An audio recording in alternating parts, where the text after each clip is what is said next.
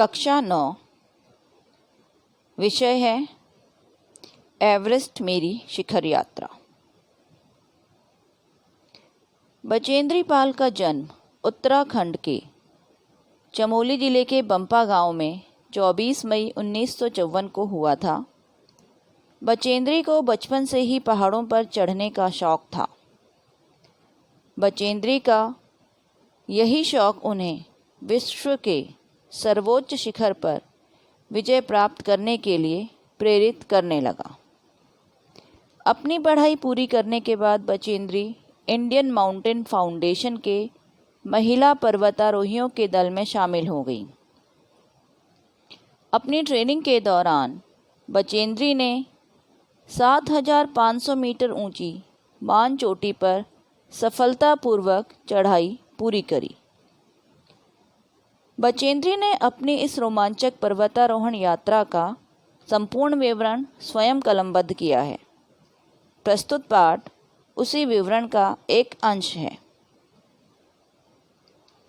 Everest अभियान दल 7 मार्च को दिल्ली से काठमांडू के लिए हवाई जहाज़ द्वारा रवाना हुआ। एक अग्रिम दल बहुत पहले ही चला गया था। लेखिका ने नमचे बाजार से सर्वप्रथम एवरेस्ट के दर्शन किए। नेपाल में एवरेस्ट को सागरमाथा के नाम से जाना जाता है। लेखिका को यह नाम अच्छा लगा क्योंकि एवरेस्ट की विशालता व उसके महत्व को प्रतिपादित करने में यह नाम पूर्णतः सक्षम था। जब लेखिका ने एवरेस्ट की तरफ गौर से देखा तो उन्हें बर्फ़ का बड़ा सा फूल दिखाई दिया जिसे प्लूम भी कहा जाता है।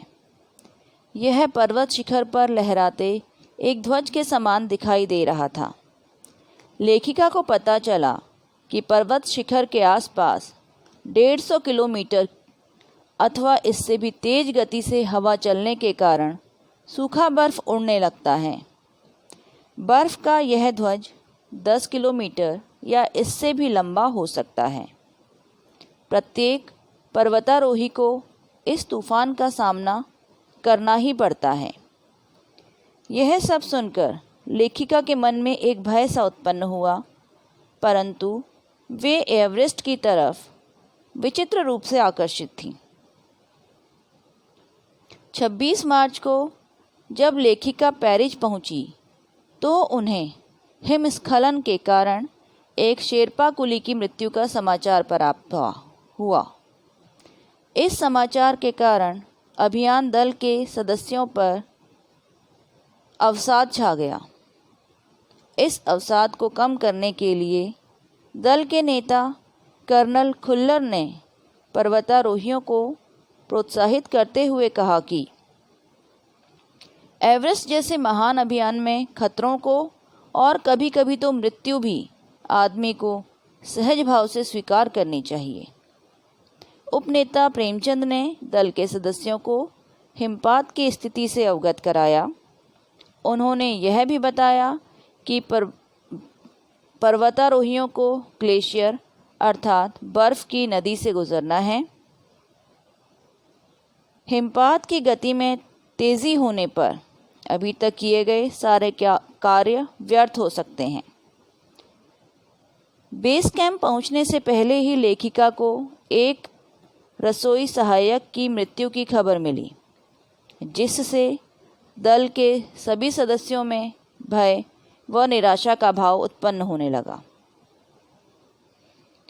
बेस कैंप पहुंचकर लेखिका ने एवरेस्ट और उसकी अन्य श्रेणियों को देखा। वे एवरेस्ट, लहोत्से और नुत्से की ऊंचाइयों से घिरी बर्फीली टेढ़ी मेढ़ी नदी को निहारती रह गईं। जब लेखिका बेस कैंप में थी तो उनकी मुलाकात तेंजिंग से हुई।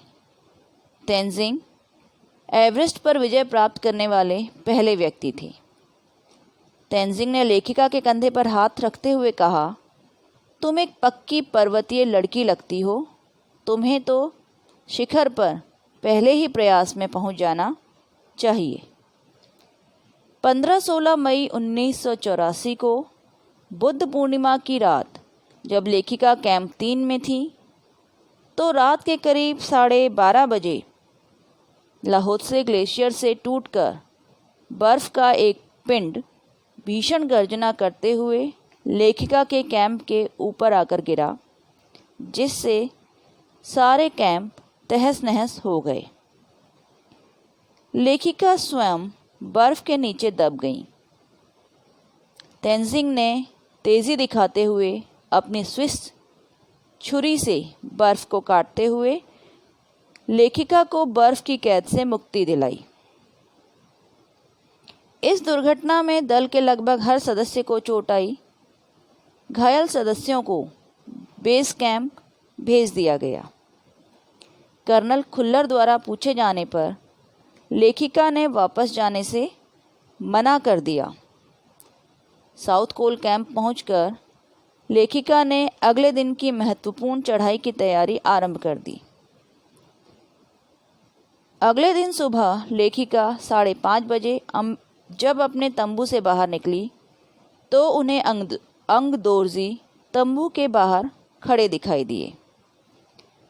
अंग दोर्जी बिना ऑक्सीजन के चढ़ाई करने वाले थे, इसलिए उनके लिए यह आवश्यक था कि वे उसी दिन चोटी पर चढ़कर साउथ कोल वापस आ जाएं। चढ़ाई करते समय दक्षिणी शिखर पर हवा की गति बढ़ गई थी। उस ऊंचाई पर तेज़ हवा के झोंके बर्फ़ के भुरभुरे कणों को चारों तरफ उड़ा रहे थे, जिससे दृश्यता शून्य तक आ गई थी। अनेक बार देखने पर पता चला कि थोड़ी दूरी पर अब कोई ऊंची चढ़ाई नहीं थी। 23 मई 1984 के दिन दोपहर 1:07 पर लेखिका एवरेस्ट की चोटी पर खड़ी थी। लेखिका ने सागर माथे के ताज का चुंबन लिया और एक छोटी सी पूजा अर्चना की।